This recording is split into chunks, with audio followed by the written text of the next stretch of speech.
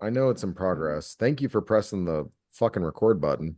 You're welcome. You're welcome. All right, so we got to think Yeah. of the new name here. I know we were joking last podcast, but No, so yeah, there's we for the listeners and do we call them watchers? No, that sounds creepy like an orgy. Viewers. For the viewers, the for the viewers, Watchers. for the view.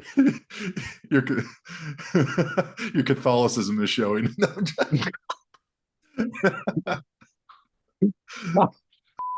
Too long. For the oh shit, am I not supposed to say that? we can We always don't cut that. Yeah, we'll bleep it. yeah. Um, we for our patrons, we Cyber Idiots podcast is already taken, so we have to figure something else out.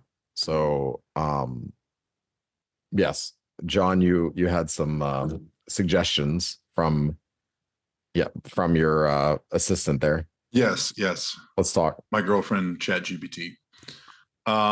So Fucking there's a AI. few different sections, so I'll read a few. So we got bites and breaches. Oh, So I kind I of like like that that one. one. Yeah, Yeah. yeah, I like that one. There's another one called Patchwork Protocol. That one's okay. And then here's like playful and educational section. So, oops, I clicked it again, which we do hear that quite a Very, bit. very Britney Spears. Yeah, yeah. There's Control Alt Comply. There's Don't Click That. I know you've said that to a few clients before as you're on the phone. Um, Oh, I like my this one, solar the plexus Cyber hurts. Confessional. That That no man, that one's good. was good. And then you got unauthorized access was another one. Yeah. Yeah, but I feel like we talk about unauthorized access so much. It's like such a big part of our job Yeah. that yeah, I feel like yeah, I don't like it. Okay. I'll tell you right now, my two favorite are Bites and Breaches and the Cyber Confessional. Yeah. I'm kind of leaning towards the No, Cyber Confessional. That one's kind of fun. it is. And I Yeah. saw you bite your lower lip, and I know gross. You got to say something before you do it so the camera gets on you. Oh, my bad. Does that work? Did that do it for you? Oh yeah. Oh my Yeah. God. Now we're talking. Yes. First base, here we come. Yeah, yeah. Is Yeah, that why a don't new we call it coffee the mug? cyber? Well, now wait a minute. So what? Was that a new coffee mug? No, no, no. I've had this one for like 4 years, Oh, 5 years. maybe Yeah. it's because it's kind of blurred. I didn't see it. Cool. All right. Look how gorgeous it is. Yeah, the That's cool. camera does weird shit. Now wait a minute. Now while we're on camera or while we're on our podcast, I'm gonna fucking shit. I'm gonna see. Oh my goodness, I am horrible right now. Boy, I'm in a big fucking mood with my language. I'm gonna see what the if the cyber confessional is taken. Ooh, yeah. Good call.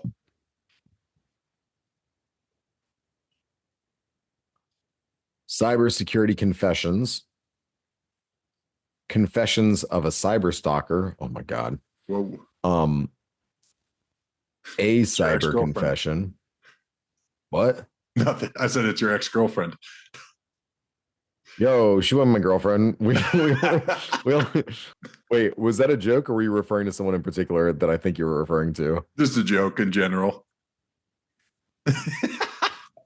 Someone definitely landed for you in that thought process. Yeah, you and I both know who it was. Yeah. Yep. I do not see the cyber confessional as taken. I think we're in the clear. All right. Perfect. We are good. Yeah. Mhm. All right. Good. Good. Can you hear the piano right now in the background? No? Hold. No. Okay. All right. I just texted to have them stop. They just stopped. I live alone. listeners and viewers, I live alone. I have no ties. I'm single. I'm happy. I can go wherever I want. I can do whatever I want. I can, you know, go to bed whenever I want. I can wake up whenever I want. Oftentimes John has to call and wake me up for stuff. Yeah, that's true. Um, yeah, Yeah, you've got responsibilities. I got responsibilities now. All right, cool. So Cyber Confessional, I feel good about that. I do too. I Yeah. say we go with it. So speaking of the cyber confessional, what are we going to catch up on before we get into the meat and potatoes? Well, real quick, I wanted to say I like the Cyber Confessional as well because when we do grow this, it might be fun to actually like have someone like call in and ask questions and like things that they've messed up on cyber and be able to like answer some questions for them, things like that. So I feel like that could be a fun segment eventually. Yeah, that's a good idea. I Yeah. like that. Yeah. Yeah. Yeah. We can wear little priests, neckties, stuff like that. Can they Commit be sleeveless? blasphemy. Yeah. Can they be sleeveless? Yeah. Yeah. be, be sleeveless. My, Father Kenzie here. Tell me Yeah. how I can forgive you. I've got Honestly, you a should have like an Australian accent for it. I don't know why, but that's what I'm feeling from this character. what? Oh, That's my what I'm name's feeling. Father Kenzie. My name's Father Kenzie. You want to you want to lay your cyber on me? Yeah.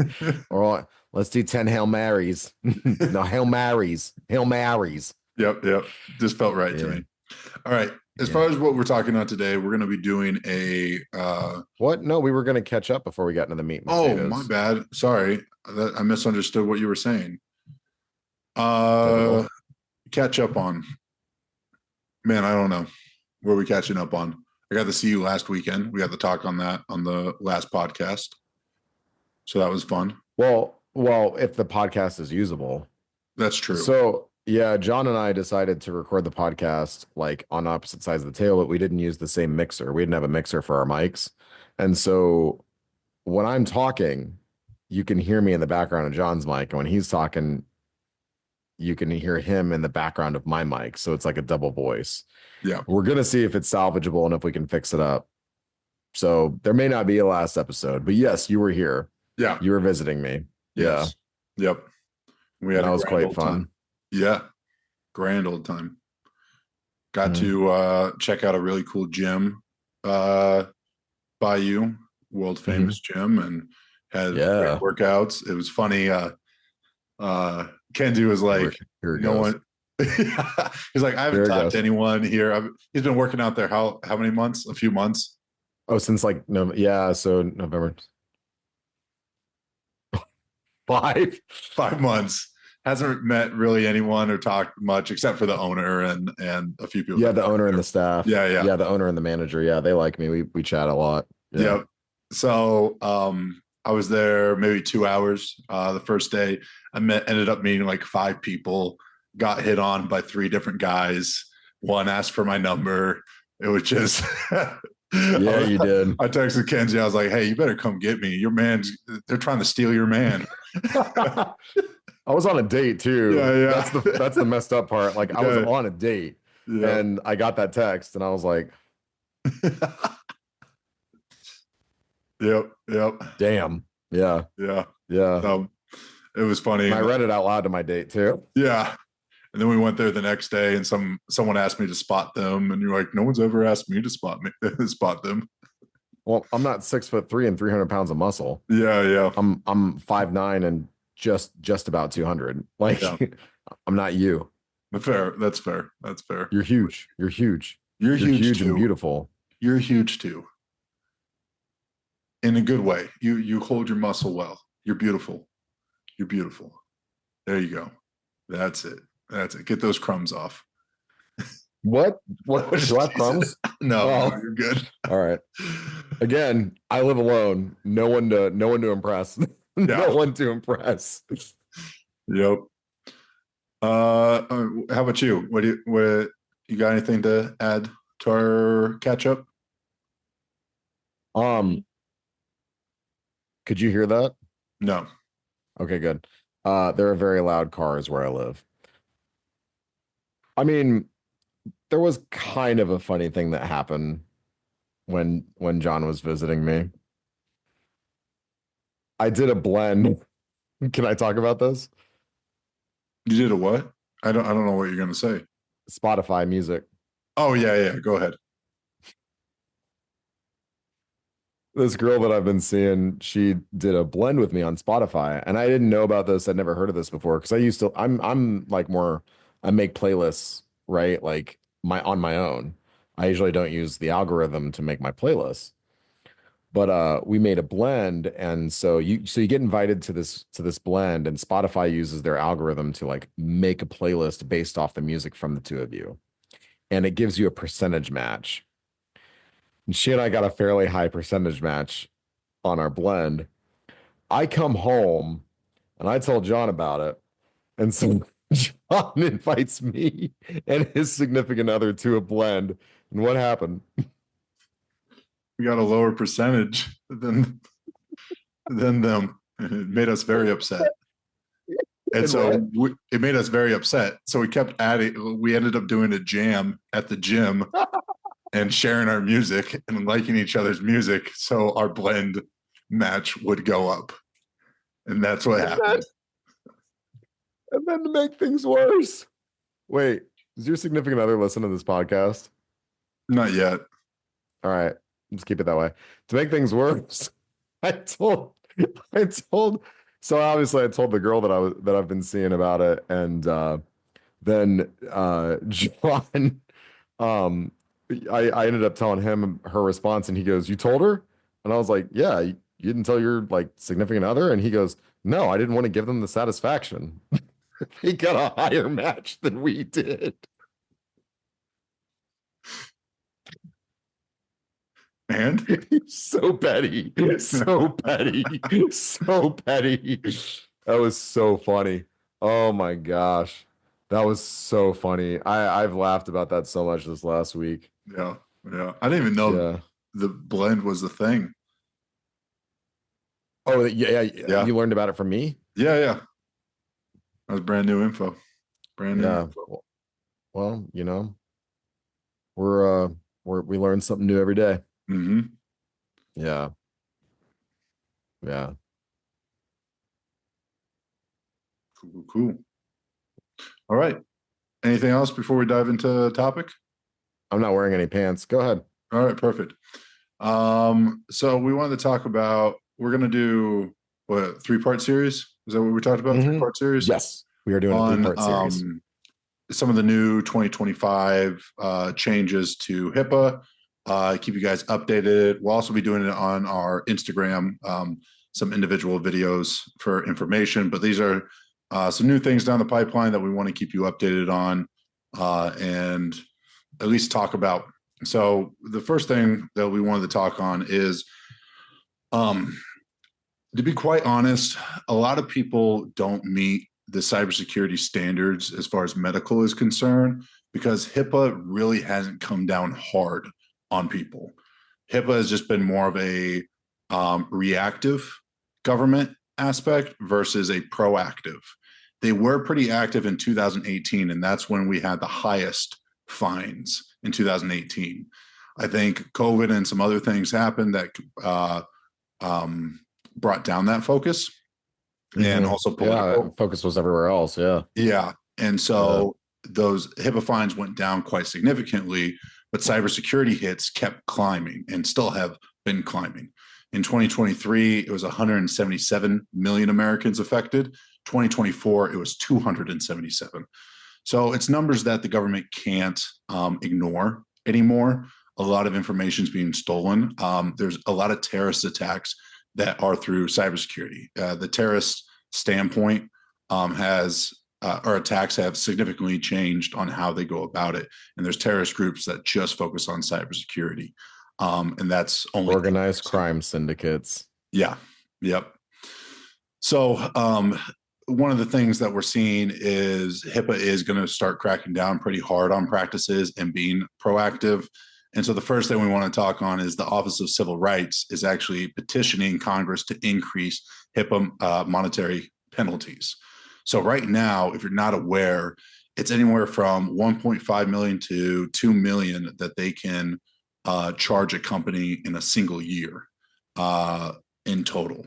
And there's 4 different levels as far as that's concerned, and it's up to HIPAA to categorize what level you're in and how much the charges are.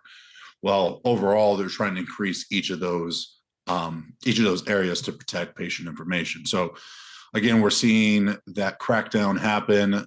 It's coming back up as far as how much money HIPAA has been collecting from medical practices. So it's moving back into those 2018 numbers. And especially with Doge, they are really focused on not making us dependent on other countries. And that goes for protecting our information as well. No matter where you stand on as far as political is concerned, they are really refocusing money on spending and how they can get more money into America. And this is going to come from small businesses. This is going to come from big businesses. And this is one of the ways that I see we're seeing this happen. And Kenzie. I mean, yeah, everything he just said. Be great. So once again, when it comes to cybersecurity, it's not only the ransomware you have to worry about, it's our government that you have to worry about as well. And so there's 2 fronts that you got to protect yourself from and meet these requirements. And yeah, you got to protect yourself from both ends. Yep, exactly. And it's getting more aggressive on the ransomware. Obviously, we're seeing with those numbers, and the government's going to match that aggressiveness.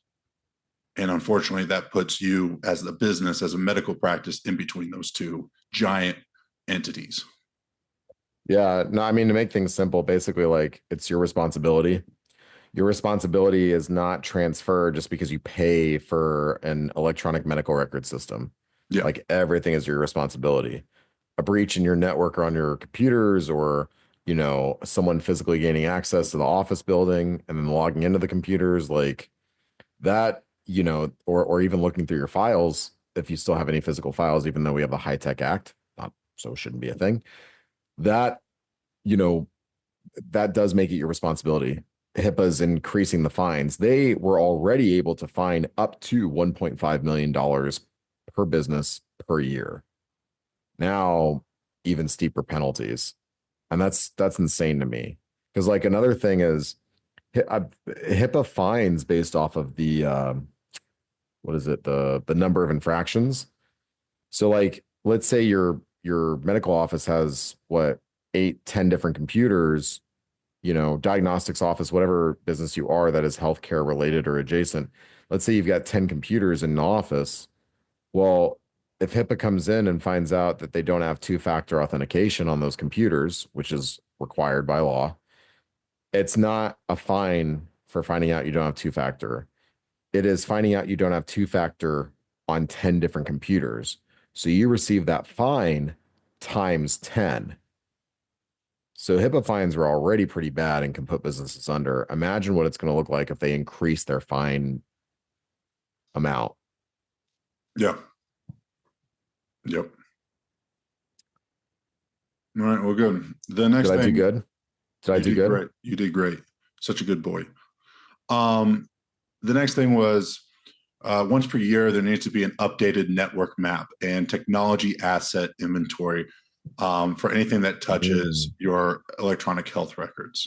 So that was already a thing. Now they are making sure that you have it completely updated each and every year. So talk to me on what a network map means. It's a map of your network. Perfect. Excellent. Moving on. No, it's a so basically and again, we're John and I are information security, we're cybersecurity. There's a lot of different, is echelon, am I using the right word? There's a lot of different facets within, IT, tech, security related things.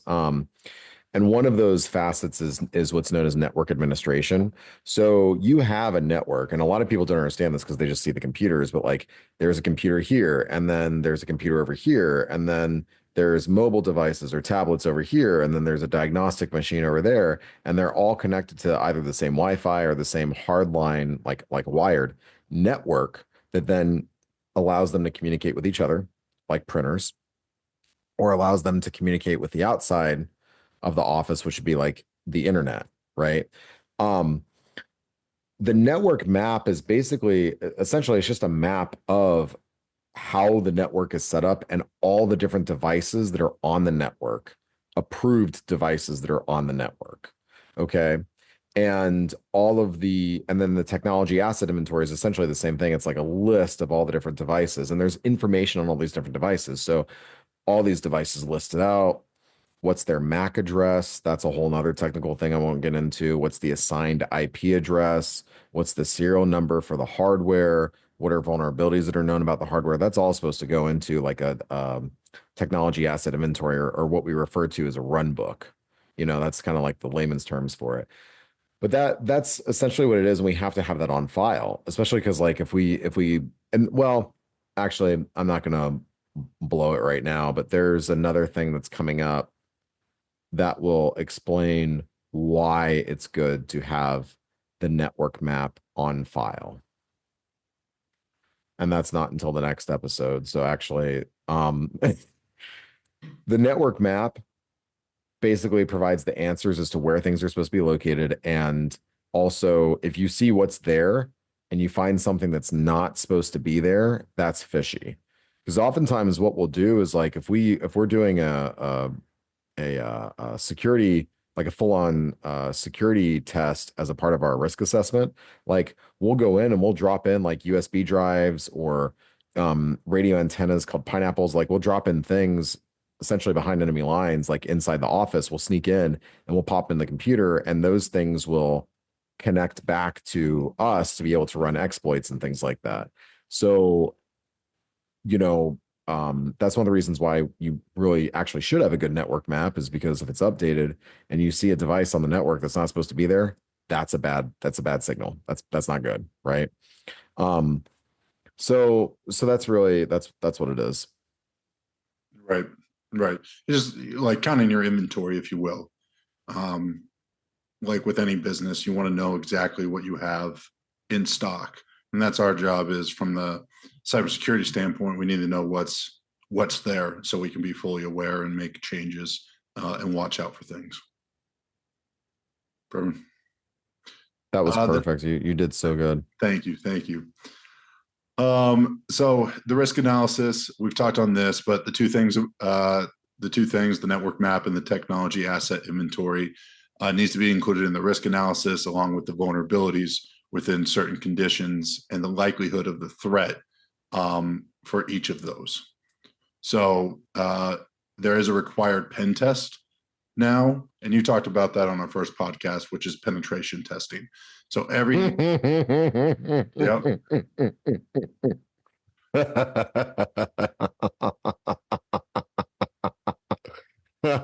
Yeah.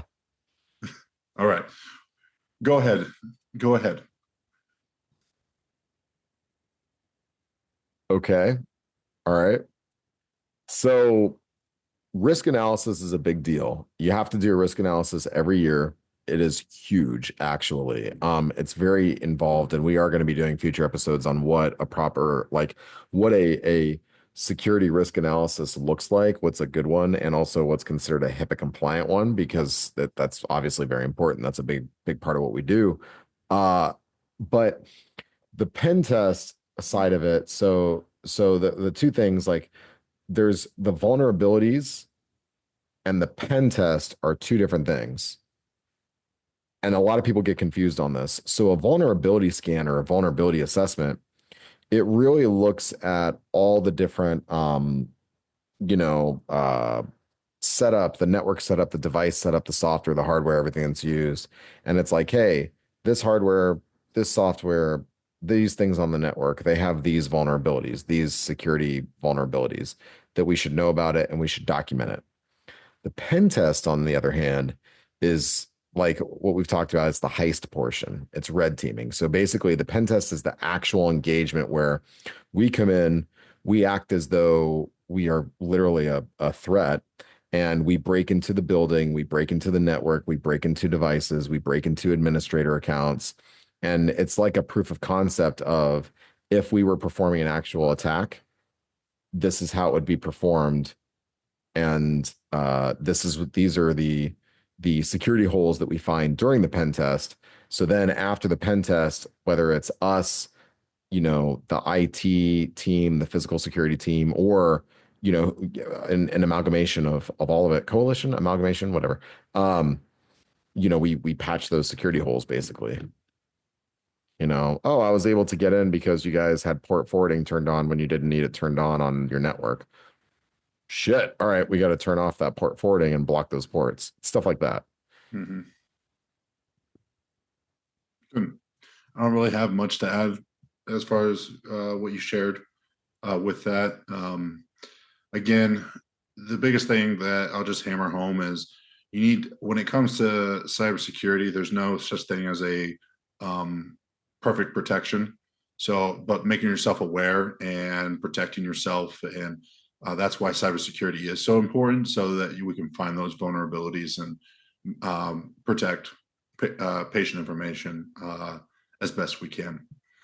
Yeah, the risk assessment, which and does involve the pen test and the vulnerability assessment that has to be done every year.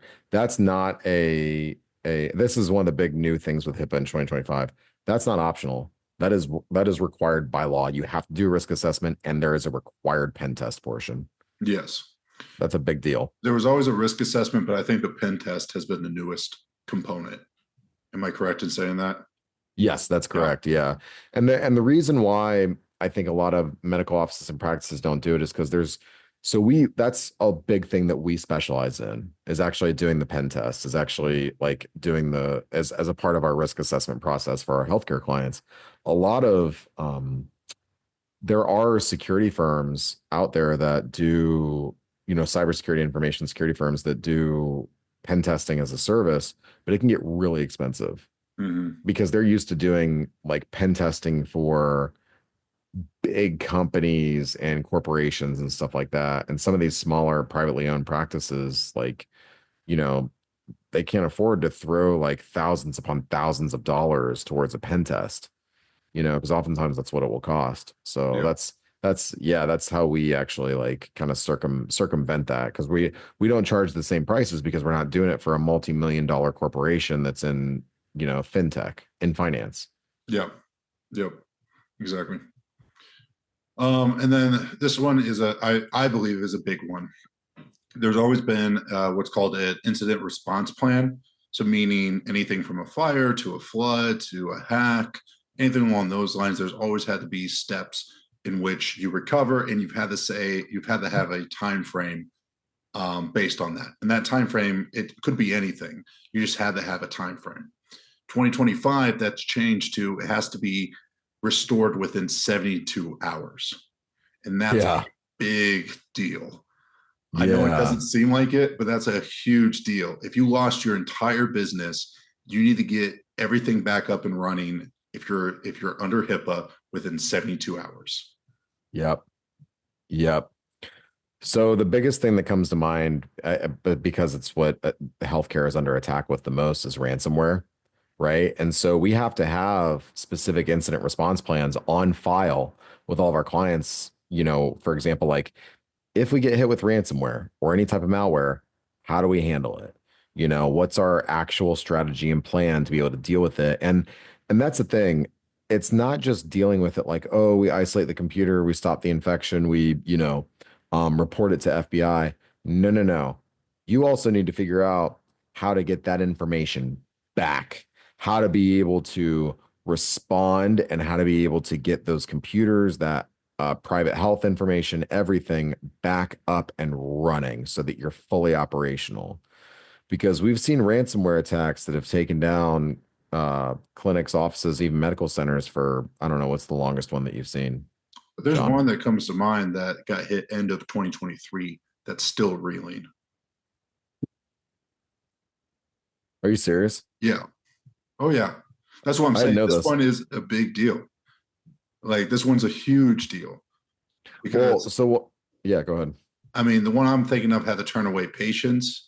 Their nurses had to figure out how to do dosaging again because the EMR system did that for them. They would have to walk to the doctor for communication because they weren't able to do, and it was a giant medical hospital.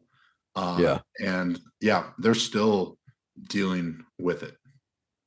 That's insane. Yeah. So that's why I'm saying this one is huge, huge, in my opinion. Yeah, 72 hours, that's 3 days. And Yeah. that may seem like a lot, but no, no, no.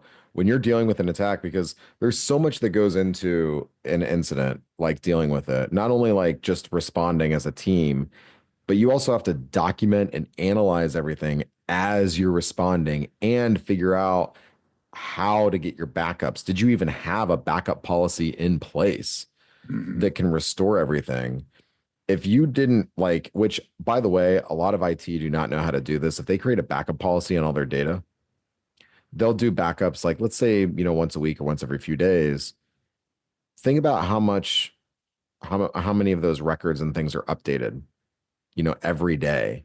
Now those records are just gone, even if put everything back from a backup. So it's 72 hours is a big deal. You need to be able to do all of that and respond and get all of your systems back up and running within 3 days. And that is not easy. So yes, this is a very big deal. Yeah. Yeah. Because I remember when I ran a medical for some of the responses, it was about a 2 week implementation plan that I had set up in our risk analysis. And this rule takes that away. Because, I mean, like I said, this includes natural disasters. Oh yeah. You want to talk about that a little bit? Sure. Yeah. If you're a medical facility, an incident response is not only cyber. This could be a fire to your building. This could be flooding, earthquake, and the list goes on. It can be natural disasters that cause you to lose access to your records, your computers, all of that. So you have to have some kind of plan to get all that back up and running to take care of patients now within 72 hours. Hmm. You have to have a backup facility. Like you have to decide where you're going to go if your practice isn't open, and so on and so forth. And especially if you have paper records, there's nothing. That's why we really encourage people to switch to EMR if you have paper records, because again, if something does happen to your business and those are damaged, there's no way to back those up Right. or stolen. No, well, that's why the High Tech Act exists. I know how to speak. Yeah. Yep. Yeah. So those were our 4 points for 2025. We have 12 in The total that we're first huh? set of four. The first set of four. First set of four. Yep. Yeah. Yep. And so we'll be doing 2 more podcasts on these rules. But yeah, we'll start with that bite size. I think that's a lot to begin with. But yeah, we want to keep you updated. 2025, I think, is going to be a big year as far as cracking down, as we've already seen, especially when it comes to budgetary. They're looking to try to keep their money in America. And this is one way that I imagine they'll do that. Yep. I would concur, doctor. Perfect. Any Mhm. final thoughts? John and I are both doctors. No. I uh I have my PhD in smooth jam studies from Funktown University. Awesome. I'm going to stop the recording now.